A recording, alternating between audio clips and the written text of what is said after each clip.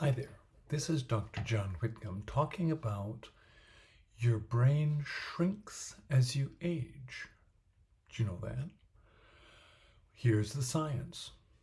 Take 650 some adults over age 55 and do a cognitively normal at the beginning and do a volumetric MRI scan of their brain, which is taking all the slices, adding up the surface area, and then integrating that so you can get a volume.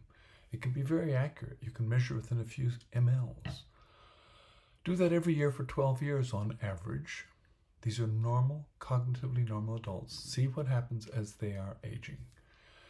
What you'll find is that over 10 years, they shrink about 4.7 or 6.7%. In your 50s, overall they're shrinking at about 0.4% per that whole time. Roughly a little less in their 60s, but maybe 0.6 or 7 in their 80s. Between 4 and 5% on average. Did you know that? If you add up all the neurons in your brain, you have 200 billion of them. If you take 200 billion and divide by 0.5% of that and divide that by how many seconds there are in a year and how many years you do it over with, you come up to some 650 neurons per second is what we're losing from our brain, and that's called normal aging.